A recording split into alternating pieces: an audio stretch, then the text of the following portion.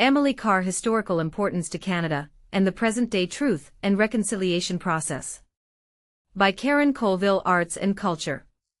Karen Colville felt it important to visit the childhood home of Emily Carr. Emily Carr was not a typical Victorian artist in her day and lifetime. Karen feels this is an important and meaningful visit to heritage, and to present truth and reconciliation and cultural restoration in Canada. She recorded what was the most important to Canadian history: the rights and inclusion of Canadian people. Heritage and identity is of relevance and importance. The insight I gained into that is historically of great importance is the timeline. I attempt to be culturally sensitive as best as possible. Emily Carr had exotic pets as company. She was shunned and considered as eccentric and outsider by the societal ladies of the Victorian era, up until the 1940s of her death. Emily Carr, her family had First Nations servants when she was growing up in the early 1900s. She got to know them as people. Employment: it gave jobs where people did not have wealth. She understood the class system, class inequalities created by the Crown, and forced onto society as colonialism. As she matured, she understood how the First Nations culture was disappearing due to colonialism, and what was being forced onto the people by the Crown. Her paintings were not popular during this time, as her work was controversial at the time. She did not want to do the watercolors most Victorian women did as a hobby.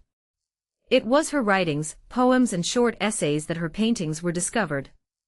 She got right into her canvas, messy and wild. The Canadian wilderness was raw and unprocessed, undeveloped. There is beauty and truth in where the spirits of ancestors dwell. She captured the landscape and the lands of Canada during this time. She corresponded with the Group of Seven by letter. She helped enable Canadian history. This was to gain a better understanding of truth and reconciliation that is ongoing today. The importance of land acknowledgement and the rights of people. What the Crown of today and government is doing to improve this process, because it will not go away. This endorsement confirmed Canada's commitment to a renewed, nation-to-nation, Inuit Crown and government-to-government relationship with Indigenous peoples, a relationship based on recognition of rights, respect, cooperation and partnership. On June 21, 2021, the United Nations Declaration on the Rights of Indigenous Peoples Act, UN Declaration Act, received royal assent and immediately came into force. This legislation advances the implementation of the UN Declaration on the Rights of Indigenous Peoples as a key step in renewing the Government of Canada's relationship with Indigenous peoples. The gallery space at the National Centre for Truth and Reconciliation, NCTR, is the heart of our building. More than just an exhibition area, it serves as a sacred gathering place for ceremonies, a collaborative environment for staff, and a welcoming space for guests, tours, and educational engagements. Within these walls, we respectfully display many of the sacred items entrusted to our care, tangible connections to the history and enduring legacy of the residential school system that powerfully bring these truths to life. Whenever this subject came up, I was either silent and not asked to speak.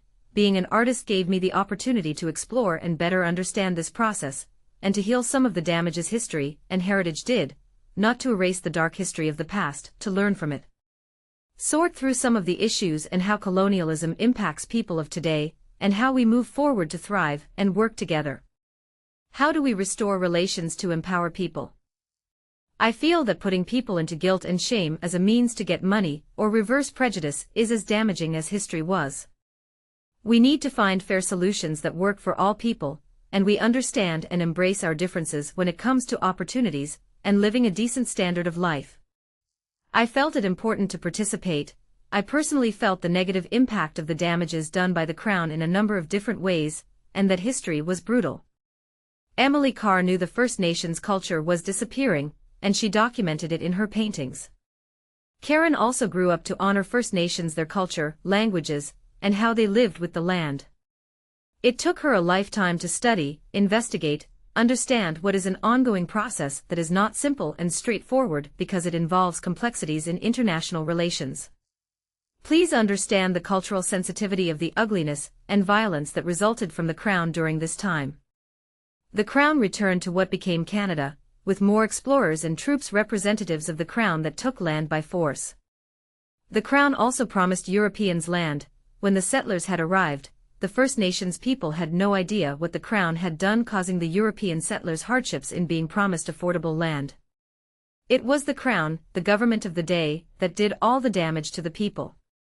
This was their own greed in sending immigration to foreign lands, that colonialism did harms to peoples all over the world that negatively impacted generations of different people and tribes.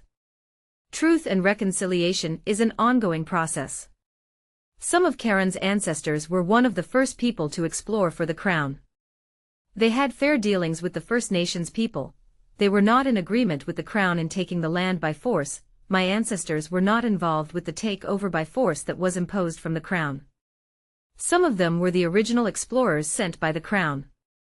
The forced conversions of Native kids in residential schools where children were forced into Christianity to give up their identities.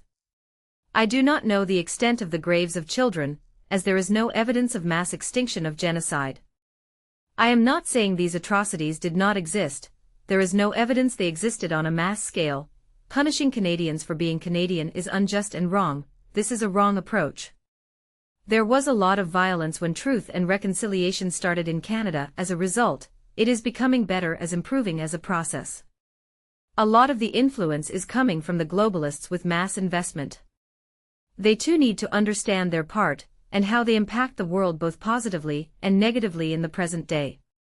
Using force and harming people is not a good approach when it comes to putting forth agendas, and how the world's populations will be controlled in the age of technocracy and globalism. They canvass multiple and varied pathways of reconciliation, from Indigenous and non-Indigenous perspectives, reflecting a diversity of approaches to the mandate given to all Canadians move forward to generate new knowledge about how divided societies can design and implement more robust reconciliation mechanisms and processes to enable the creation of just and peaceful coexistence among diverse peoples in Canada and around the world.